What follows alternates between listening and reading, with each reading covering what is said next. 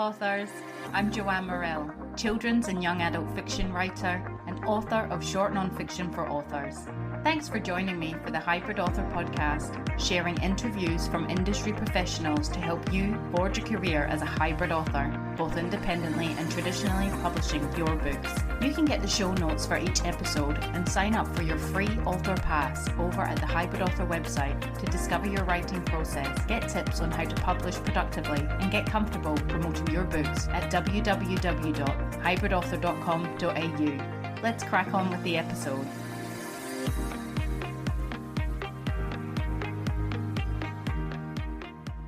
Hello, authors! I hope you're all keeping well in whatever part of the world you reside and listen to the podcast in. Today's interview is with non-fiction author Liz Long, and we're chatting about navigating life's complexities and applying them in writing.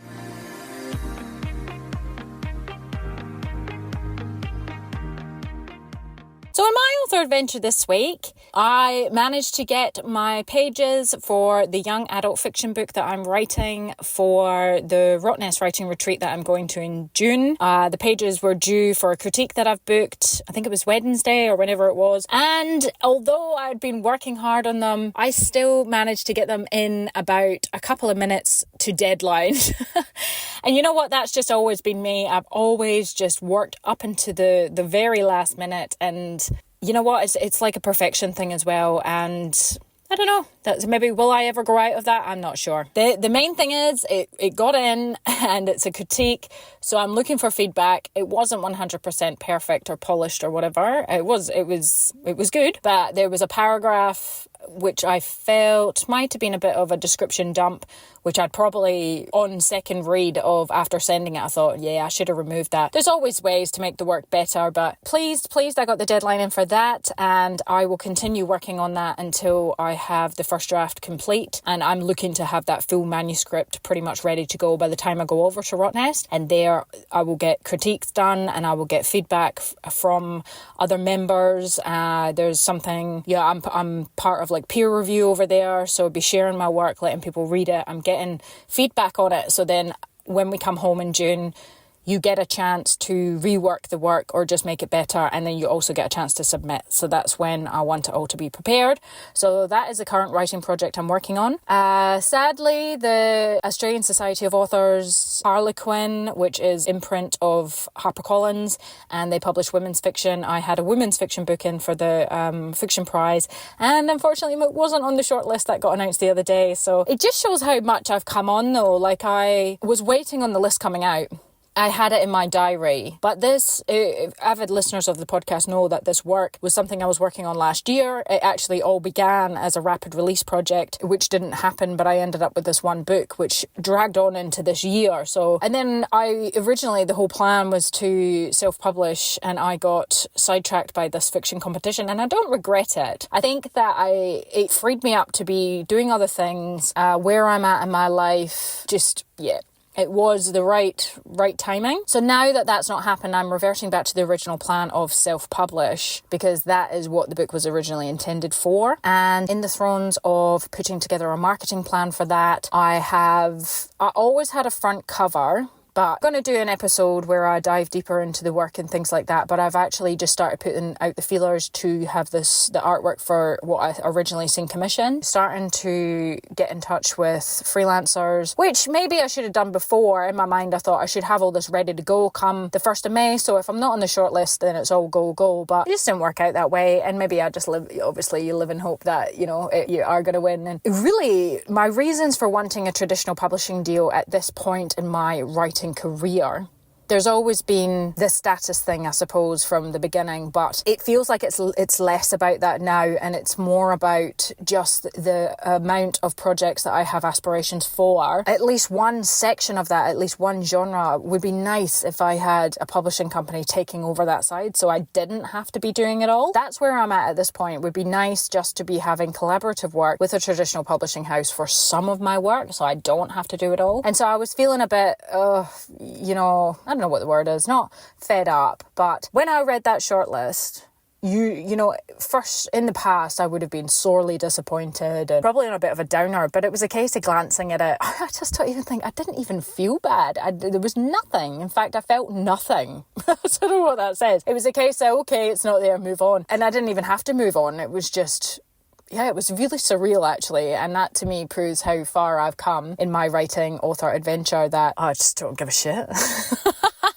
Do not give a shit right now. It's part and parcel. We all know that. Steam on. Yeah, I think that the most I felt was that it sounds terrible, but like I just couldn't be bothered with the amount of work that I know is to come. But then the next day, as I was thinking about it and starting to put wheels in motion, all that sort of thing, I was starting to get really creative ideas around the whole process, starting to feel excited, starting to get, you know, a bit bubbly about the whole thing again, and just starting to realise absolutely how much I enjoy what I do and this whole process. So full steam ahead, very excited to be going to be getting this work out, and there'll be more details to come as I'm just trying to figure out schedules, timelines, being realistic about it as well. As much as I've got, you know, my parents here, I would love my mum to be part of the launch and things like that, because she really loves this book. Unfortunately, they're going to Scotland for a year come June, start of June as well, and I don't think it's going to be feasible to,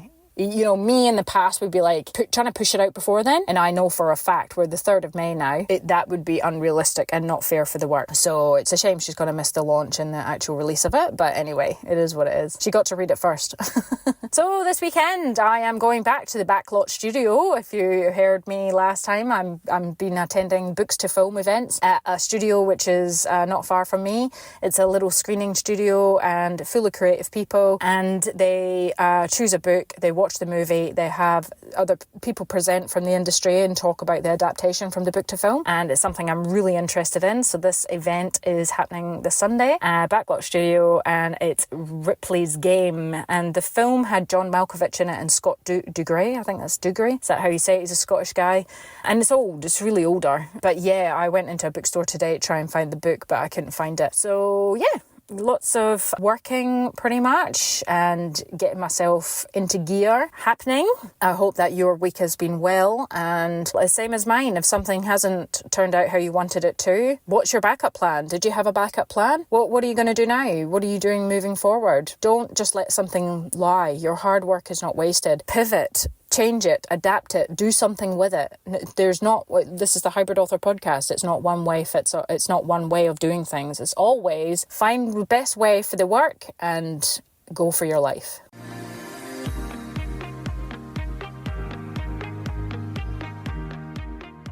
So if you love the podcast or any of the episodes has helped you further in your author career, you can now pay it forward by buying me a coffee over at buymeacoffee.com/thehybridauthor.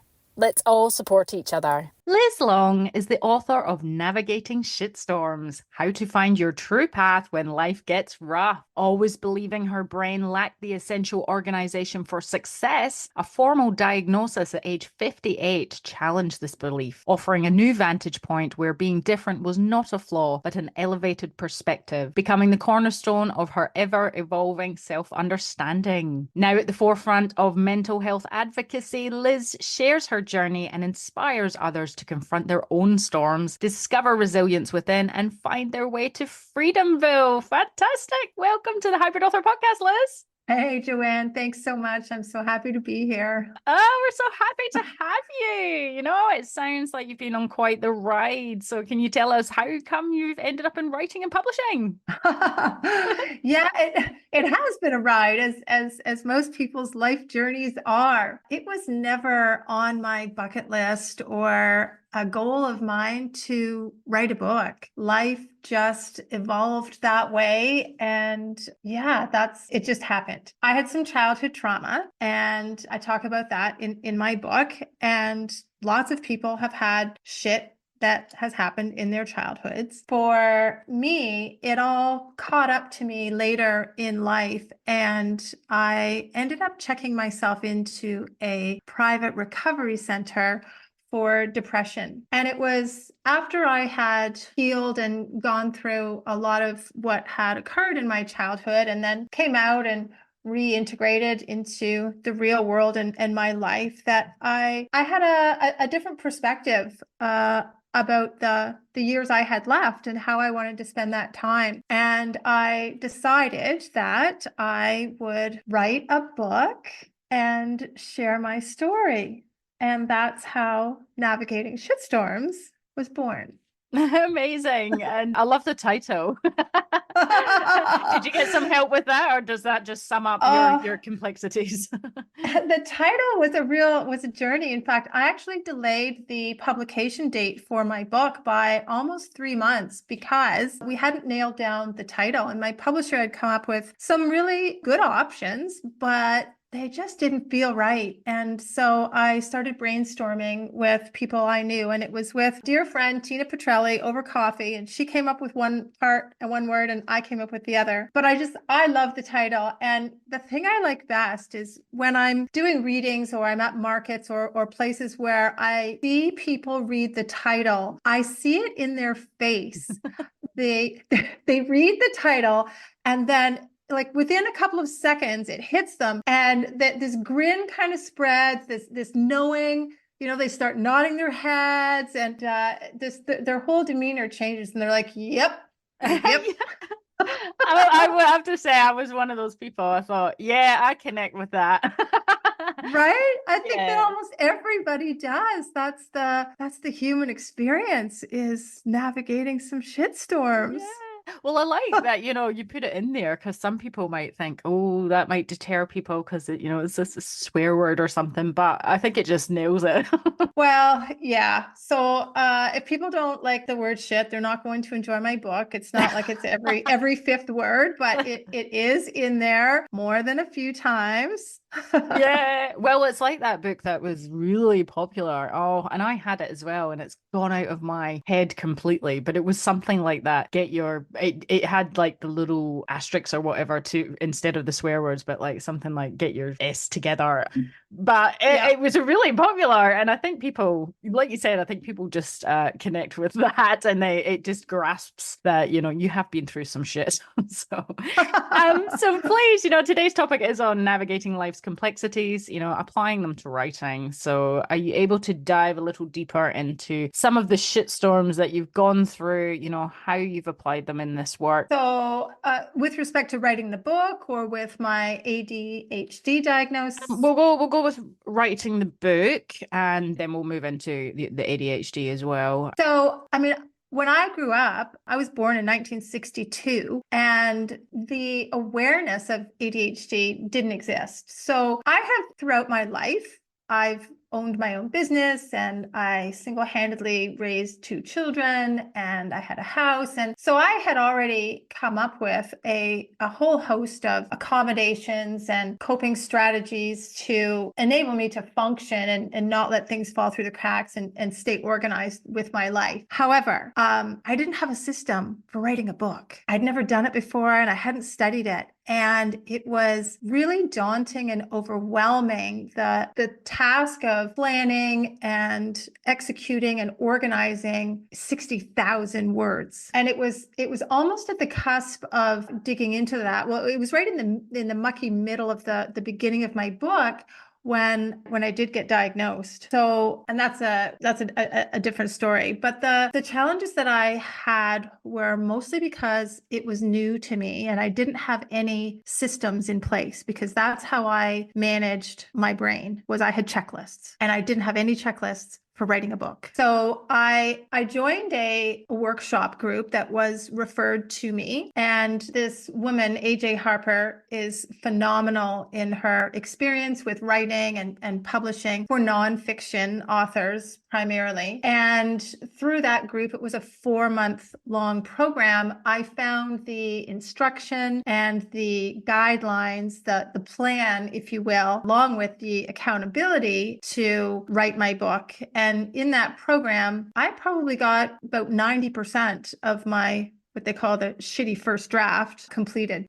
So I needed to reach out for some support and some guidance. I had never I had nothing in my toolbox. I had studied it. I hadn't done it before. So it was, I was starting from ground zero. Wow, that's amazing. And your ADHD diagnosis later on in life, like how has that changed your life to actually formally have a diagnosis? So did you have any inklings before with certain things? Like you said, your brain kind of does checklists and Only in hindsight, Joanne, you know how when we know something, then we can look back and we can see the breadcrumbs. We can see the little signs. But you don't know what you don't know. And I lived most of my life not having that label, having that diagnosis. And so I just figured out accommodations in ways that worked for me to muddle through or, succeed through. But when I got the diagnosis, it was a fluke. You want me to tell you how it happened? yeah, please. It was total happenstance. I was having a conversation with a very close friend of mine, and she was working in an environment with a younger millennial colleague who had ADHD. And she wasn't complaining necessarily, but she was talking about how it was to collaborate and work with this person and some of the behaviors that they were exhibiting that sometimes were a challenge for her or frustrating. And as she was telling me the things that this person was doing, I said, well, wait a sec, I do that. And then she'd tell me something else and I'd say, that's me too. There were three or four things. And finally she said, well, maybe you have ADHD too. And I thought, oh my gosh, maybe I do. And so like most of our first responses is we go online and Dr. Google. Yeah. And I found 5 or 6 different assessments that I took online, and they all came back affirmative, anywhere from about 65 to 90% that yes, I did. It was a little shocking. I was a bit in denial at first. And the next step was to call my family physician, and he put me through his own assessment that also confirmed it, and then in touch with a psychiatrist. And the denial, the label initially hit me as a flaw, as something deficient in my being. But very quickly, it morphed into grace and compassion for myself, because I realized that not having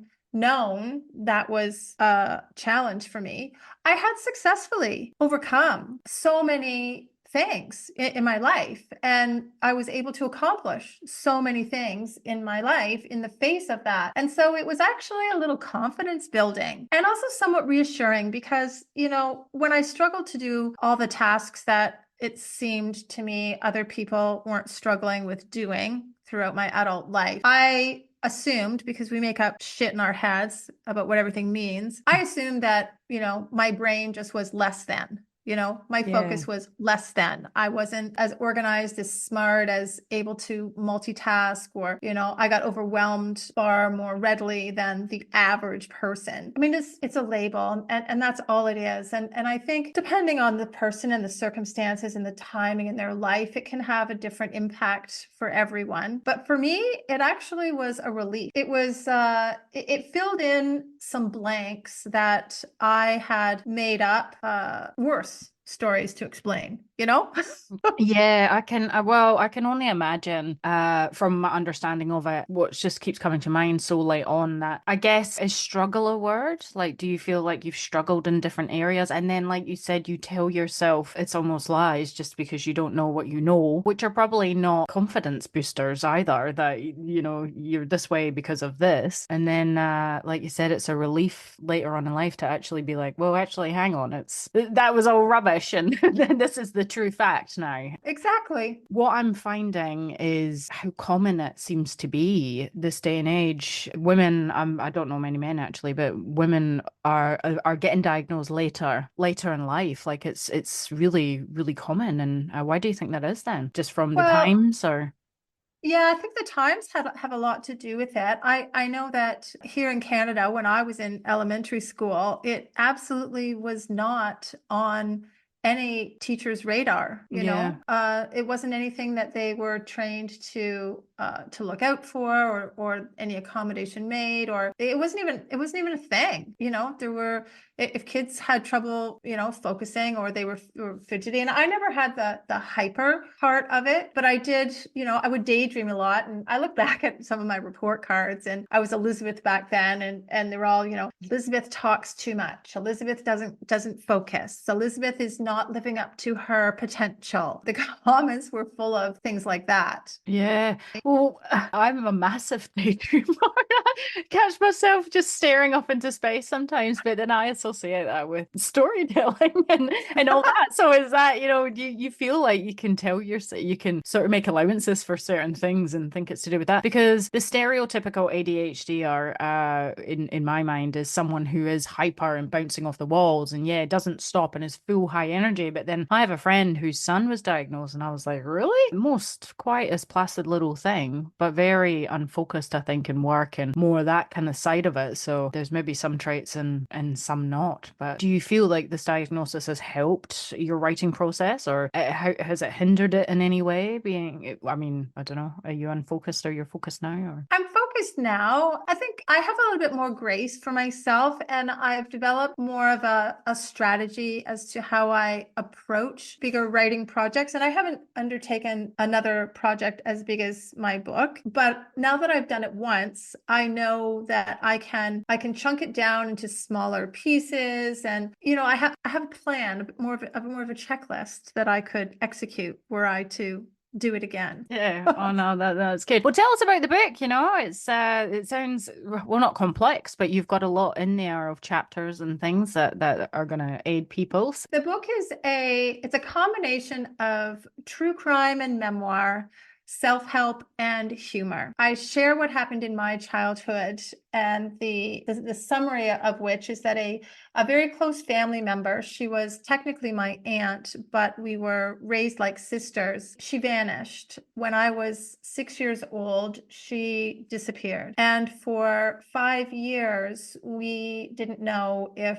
she was alive or dead. And my mother, my grandparents, my grandmother was psychotic with grief and the imagination and wondering the what ifs is of what was happening to her or had happened to her. And then my grandfather had a stroke. And so my mother very quickly stepped into the role of managing this crisis, and our home became the hub for all of that. And that defined my childhood. In my book, I only have 8 childhood memories. So I do share those. And I've created this fictitious world that I call Victim Town. And there are places in Victim Town, such as the Control Factory, the Guilt and Shame Cafe, the Denial Trails, the Resentment Parking Lot, the Anger Gas Station. And in each of those places, I talk about the voices in our head that we all have. I mean,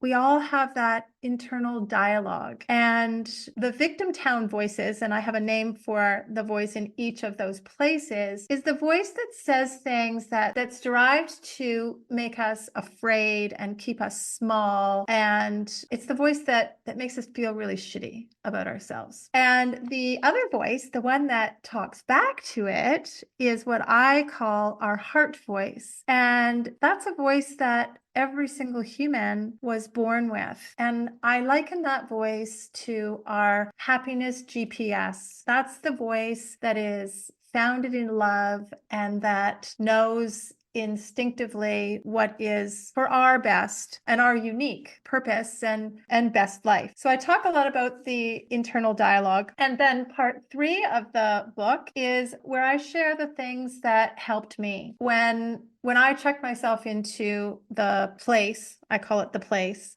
I was seriously depressed. I was suicidal, and I spent a couple of months there. And then I spent an additional couple of months when I came out, still working full time on my healing journey. And the thing is, we can't ever stop shit from happening in our lives. You know, shit storms are going to arrive, and there's a lot of things that are not in our control. And so what my goal is for my readers is to provide some guidance for them to find their own path to a place that I call Freedomville. And that path looks different for every single one of us. It's not a 1, 2, 3, here's the directions, turn left here and turn right there and you'll arrive.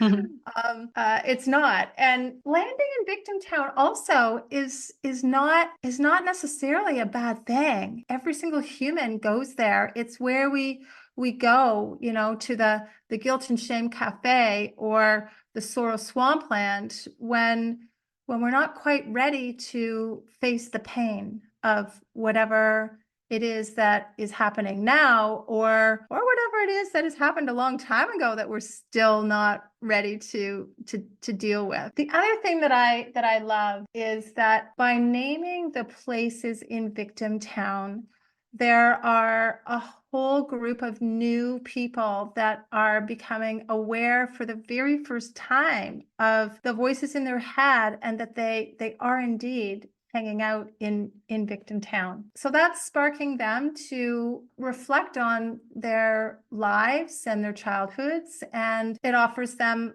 the opportunity to make some changes, right? And then the other thing that the place names do is they serve to destigmatize some tough mental health issues and makes conversations a little less vulnerable. I could share with somebody when they say, hey, how was your weekend? I could say, actually, I had a couple meals in the Guilt and Shame Cafe, and they might know exactly how I was feeling. And once we can open up a dialogue and talk about things, then everything becomes less scary and everybody feels less alone. So it's a way that we can share what's happening with us. And it's also a way that we can ask questions and support and foster a dialogue with people that we love, that we want to support, because, it's vulnerable. It's hard. It's like, how's your mental health? Yeah. Are you okay? Are you okay? I mean, we all want to support people, and but a lot of us struggle to find the right words because we don't want to say, we're afraid we don't want to say the wrong thing, My vibe in some of my stories, and not to make light or use humor as a coping mechanism, but at the same time, you have to kind of have a lightness to life if you're gonna get through it. So some of my concepts and my stories and my things are funny, not funny. Yeah, no, I agree, absolutely. Laugh to survive. Well, it sounds like you're an absolute survivor. You've gone through some stuff and you're using it for good now, and the book sounds incredible. I feel like I've definitely visited that town and that cafe and all the places. Right? Yeah, well, we have. Totally. We all have. And that's okay, to spend short amounts of time in any of the places in Victim Town. It's in those places that we learn our most valuable life lessons. It's through spending time in those places that we become better humans. But when we get stuck in Victim Town for years and years, then that's really risky. And that's where real mental health and physical health issues settle in. Yeah, no, absolutely. And so would that be your advice to authors, trying to navigate their complexities and apply them to writing? Would you advise that you sort of create kind of like a landscape, like how you've created, to present ideas going forward? Or do you think that is quite a good way to share ideas and things? Or well, I would invite any author to find their own unique path and to listen to their heart voice, to listen to that voice that is reassuring and hopeful and kind and knowing, and follow your instincts as to what is the best path for you. I mean, there's so many different ways to approach any project, and it's not a one size fits all experience. So I would encourage people to be compassionate with themselves and to slow down and do what feels like the right approach for them, and to not listen to other people so much. Because, or the bad voice in their head. Right? The hard voice. Especially not the shitty voice in our heads, right? Don't listen to that one, the one that says, you're never going to finish. And who do you think you are anyways? And nobody's going to read it. I mean, we can't ever make those voices go away entirely, but we can find ways to put them in their place and to strengthen our heart voice so that that's the one that we hear more often. Yeah, no, absolutely. I've been listening to that shitty voice for years now, and now I literally dust my shoulder. I'm like, go away. Like I say to Siri, when that little voice thing comes up, when it's, the Siri thing, and I just go away. Like, I'm not calling you. I don't even use you. Like, it's exactly that. So it's great. No, that's fantastic, Liz. And the book sounds incredible. You're doing amazing things, and I'm sure our readers are chomping at the bit to find out where they can find you and the book online and in stores. Are you able to share? Sure. Yeah. The book's available in all the places. It's on Amazon and it's available in Kindle. It's also, I have it on Audible if you prefer to listen. All the indie bookstores, if they don't have it in stock, can order it for you. And people can follow me on social media, Instagram and Facebook. My handle is at Navigating Shitstorms. And if they like to stay in touch and be privy to the inside scoop and what's happening, they can sign up on my website, which is Liz Long Writes. And I don't bombard people. The shitty voice in my head says, oh, you need to send out something to your subscribers every single week so that they know what to expect, and you have to be consistent. And that's not what I do. And I've just let that be what it is. And sometimes I'll send a couple in a month. Sometimes a couple months will go by before I send anything out. But they can connect with me there, lizlongwrites.com. Amazing. Well, thank you so much for your time and expertise, Liz. That was incredible. Yeah, it was great to chat, Joanne. Thank you for having me.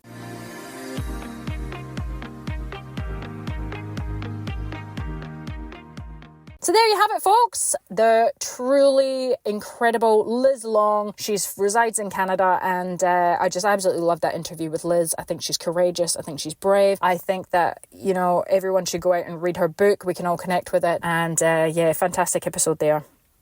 Next time on the Hybrid Author Podcast, we have illustrator, educator, and author Rachel Robertson on Just Right for Kids picture book, Our Australian Heart. I wish you well in your author adventure this next week. That's it from me. It's bye for now. That's the end for now, authors. I hope you're further forward in your author adventure after listening, and I hope you'll listen next time. Remember to head on over to the Hybrid Author website at www.hybridauthor.com.au to get your free author pass.